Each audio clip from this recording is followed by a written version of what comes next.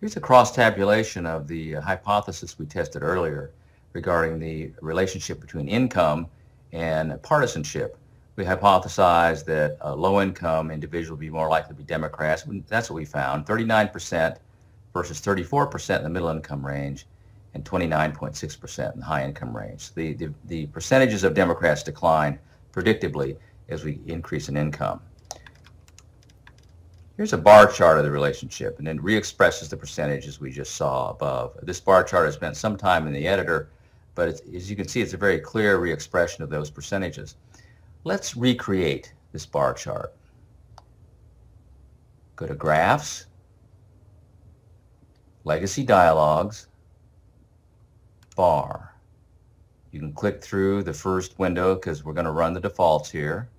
Define. And this is the opening window for the bar chart, defined a simple bar, and in every detail it's identical to the line chart, which we covered earlier. The category axis, as before, is the independent variable. Let's put that in. That's an easy click. That's the income variable that you created in Chapter 3, Inc. Group 3. That goes in category. We know bars represent, it's going to have some version, some rendition of the dependent variable, which is PID3. But before I click it over, we have to retrieve coding information. On right-click on PID3, go to Variable Information, here. Commit this to short-term memory. Democrats are coded 1 on PID3. We need to know this because SPSS will want to know the numeric code that we want to graph. As with line charts, line graphs, click Other Statistic, box lights up, click PID3 into the panel. Now, left to its own devices, SPSS is going to want to graph the mean values of PID3. This works for an interval level dependent, but it won't work now. We want to see the percentage of respondents who are Democrats, coded 1 on PID3. So here we will change statistic. You get this array. Notice the default is mean of values, which we do not want. We want SPSS to graph the percentage of respondents in a code of 1, or even more explicitly, inside a code of 1 at the low end and a code of 1 at the high end. Now, I know that sounds nonsensical, if not silly to say, but that's the way computers think. Go down here and click percentage inside. We get 2 boxes that light up. It says low and high. SPSS will accommodate us. It will graph any code between, say, code 1 and 2, or if we wanted to see codes 2 and 3. We just want to see, however, one code. Code 1 at the low end. I'm going to type 1 in the low box, and code 1 at the high end. I'm going to type 1 in the high box. Why? That's the code for Democrats. Continue.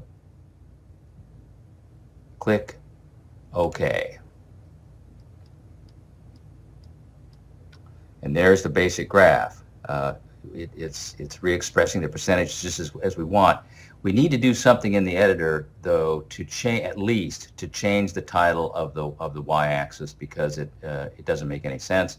The x-axis title is fine, except it's bolded. So let's double-click on the image. And now we're in the editor. As before, you sometimes need to prompt SPSS to open the Properties window. We'll get that open. Let's first take care of the title work. Click Family Income. Notice there's a little box that lights up around Family Income. Hold down the Control key. Click the y-axis title. Now they're both selected. Let's unbold them first. Make the normal font. Click Apply. Okay. Now notice that the y-axis title is already selected.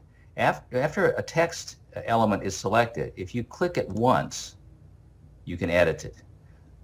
Just for emphasis, let me do that again. We're going to unselect it. I'm going to select it once, pause, and then click again. It's a click, pause, click to edit titles. We're going to entitle this Percent Democratic Party ID. It's very descriptive. And just click anywhere to get off that particular element. As before, as you wish here, we can white out the background. I prefer to do that. Graphs look much better when they're whited out. The fill color, I'm going to select white. I'm going to open it up. I'm going to white out the border.